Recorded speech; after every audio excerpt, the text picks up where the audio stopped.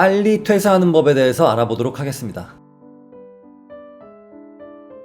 혹시 원더키드라고 기억나시나요? 지금 40대 이상인 분들 그리고 30대 후반인 분들은 기억이 날 겁니다. 원더키드 제목 앞에 2020이라는 숫자가 있어요. 저는 어릴 때 그 2020이라는 숫자를 보고 다른 은하계에 존재하는 그런 세상이라고 생각을 했었거든요. 그런데 지금은 2025년이죠. 또 회사에서 사업계획 같은 거를 세울 때 2015년쯤이었어요. 2016년 목표치 얼마, 2017년 목표치 얼마, 2018년, 2020년 이렇게 얼마를 잡았는데 1년 뒤에 사업 계획은 그래도 현실적인 숫자를 넣습니다만 2년 뒤부터는 막 비현실적인 숫자가 나와요. 왠지 아세요?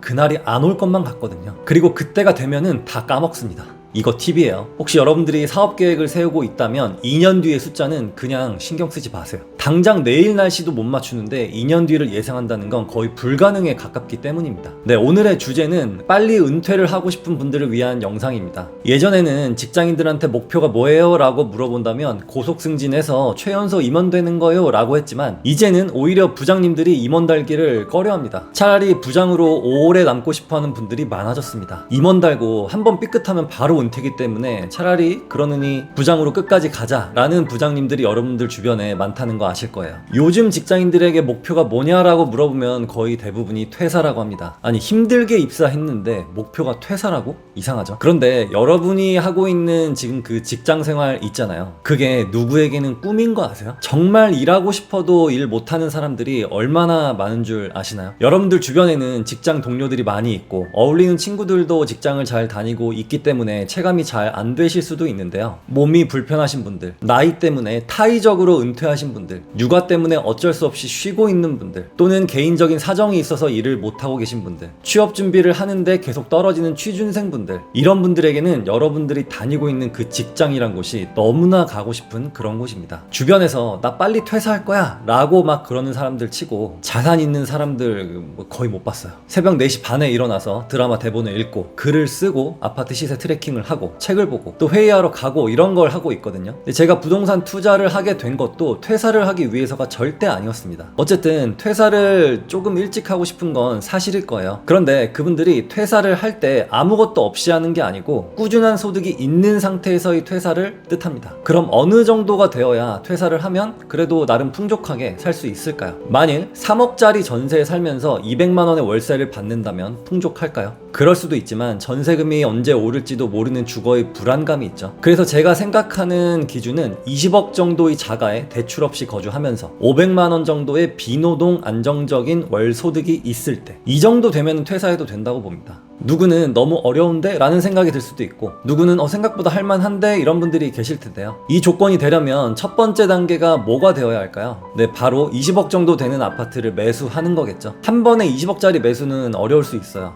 만일 3억으로 시작한다면, 제가 늘 말씀드리는 거지만 월세 살면서 전세 끼고 3억의 투자금으로 8억 정도 되는 아파트를 사고, 그 다음에 한 채를 더 늘리는 게 아니라 3, 4년 뒤에 돈을 좀 더 모은 다음에 아파트 시세 차익까지 더한 돈으로 6억 정도의 투자금으로 13억 정도 되는 아파트를 사고, 그 다음에 또 한 3, 4년 또는 5, 6년 뒤에 8, 9억 정도의 돈으로 20억 정도 하는 아파트를 매수하면 됩니다. 중간에 센 하락장이 오면 더 좋아요. 비싼 것들이 더 많이 떨어지기 때문에 그때 갈아타기를 하면은 돈이 훨씬 적게 들어갑니다. 그리고 나서 무엇을 하느냐? 월세 받을 아파트 한 채를 더 살지, 상급지로 갈지, 대출이 있다면 대출을 갚을지를 정하면 돼요. 얼마 전만 해도 파이어족 이런 단어가 정말 많이 쓰였잖아요. 근데 지금은 쏙 들어갔죠. 자산이 막 그렇게 올라갈 때는 자기가 투자를 잘해서 자산값이 오른 줄 알아요. 그러면서 나 투자 잘했네?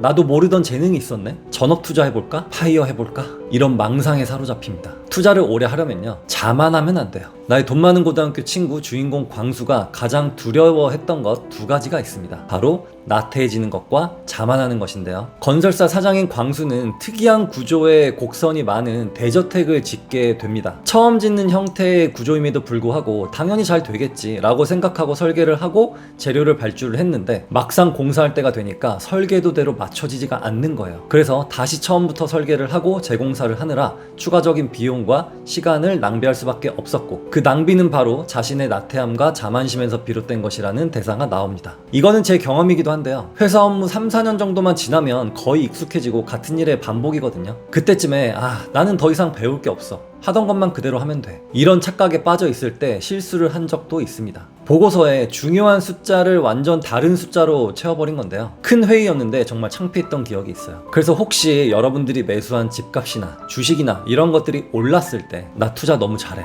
은퇴할까? 이게 아니라 혹시 너무 과하게 오른 건 아닌지, 또는 더 좋은 자산으로 갈아타야만 하는 시점인지, 내 자산보다 더 많이 오른 것은 무엇인지 한번 둘러보셨으면 합니다. 빠른 은퇴를 생각하기보다는 여러분들이 다니고 있는 그 직장, 힘들지만 누구에게는 너무나 가고 싶은 소중한 곳이라는 것을 꼭 기억하시고요. 오늘도 수고 많이 하신 여러분 스스로를 칭찬해 주셨으면 합니다. 오늘은 여기까지. 감사합니다.